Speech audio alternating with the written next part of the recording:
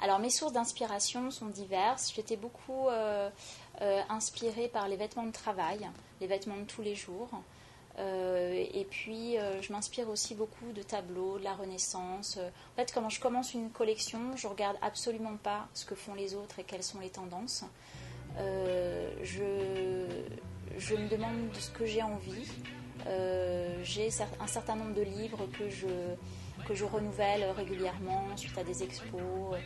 Je dessine aussi régulièrement ou je regarde les gens dans la rue, il y a des mouvements qui m'intéressent et tout ça je le note. Et tout ça mature un certain temps et après ça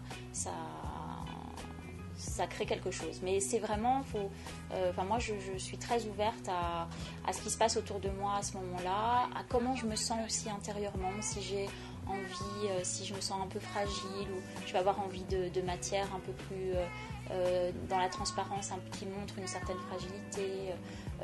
Voilà, c'est vraiment un tout entre mon environnement, moi, et aussi ce que me disent mes clientes, bien sûr. Ça, c'est plus au niveau de ce qu'elles ont du mal à trouver, les difficultés qu'elles ont avec leur corps. Voilà. Donc, c'est un tout qui fait que les collections naissent de cette manière.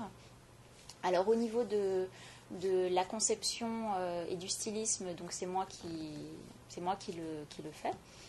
Au niveau de... Donc, en fait, il y a plusieurs étapes dans un vêtement. Donc, effectivement, ça passe par le dessin. Et donc des dessins que j'affiche dans l'atelier. Et puis ensuite, le dessin, c'est juste un point de départ. Ensuite, je travaille, donc là, cette année, j'ai la chance de travailler avec une assistante qui m'aide beaucoup au niveau du modélisme. Alors après, on passe vraiment au concret, c'est-à-dire comment on transforme son dessin, son idée en un vêtement concret. Donc ça s'appelle le modélisme. Soit on le fait à plat, quand ce sont des modifications qui sont faciles à partir d'un vêtement qui est déjà connu, soit on part vraiment dans l'inconnu et là on fait du moulage sur le mannequin, donc on manie le tissu directement sur le mannequin et alors là le dessin se transforme, soit l'idée arrive à se transformer tout de suite dans un vêtement, soit ça se modifie et on reste libre, enfin je reste libre par rapport à ça et c'est pas grave s'il y a un modèle qui s'est transformé, c'est la vie, quoi. Et au niveau de la façon, j'ai une couturière, une façonnière au Mans qui me fait mes prototypes, qui m'aide aussi au niveau technique pour les finitions, parce que, comme je vous l'ai dit, j'ai peu d'expérience finalement, donc c'est une très bonne technicienne qui m'aide dans les problèmes techniques que je peux rencontrer. Again. Alors avec grand plaisir. Alors je vais commencer par vous présenter ce que j'ai sur moi. Donc il s'agit de Ava, en référence à Ava Gardner, qui était une grande femme rouge pour moi, très passionnée. Et donc Ava se dévoile en rouge, comme ça, non sur la jambe, mais sur la soie rouge. Donc elle a deux poches légèrement sur le devant.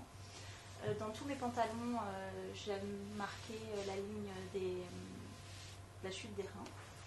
Voilà. Et par-dessus, vous avez un t-shirt blanc au couteau bio avec un top Marcel transparent bordeaux. Voilà, dans lequel vous avez des trous, enfin des espaces pour mettre vos mains dans vos poches, malgré le fait que... Voilà.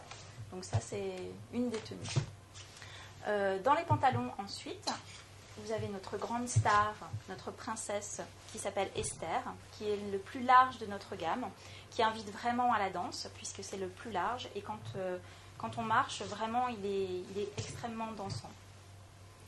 Voilà, que l'on peut mixer avec notre top tire-bouchon, en mettant quand même quelque chose dessous. Voilà, qui est d'inspiration un peu japonisante. Voilà, déstructurée. Et nous avons des petites robes aussi, je vous en présente une. Donc qui est la robe triangle, donc qui peut se porter soit avec un pantalon, soit sans pantalon. Moi j'aime bien le porter avec un pantalon.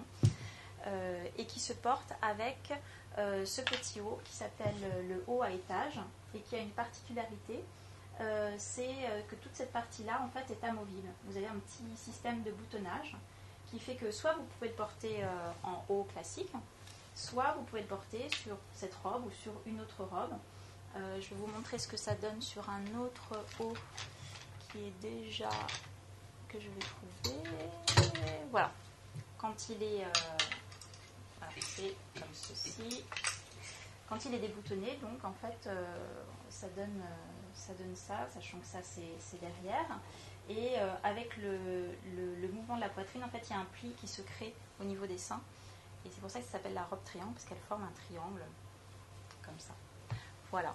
Donc ça, c'est un petit échantillonnage de notre collection, parce que nous avons 10 pantalons différents, qui ont une particularité dont je me suis aperçue, c'est-à-dire que les femmes qui sont très fessues et qui ont toujours des problèmes pour trouver des pantalons qui leur soient bien à la taille et qui permettent de faire passer tout le reste, dans nos pantalons, il n'y a aucun problème. Et pour les femmes qui, comme moi, ont moins de fesses, ça fait quand même voilà, un double déhanche que je trouve très saillant.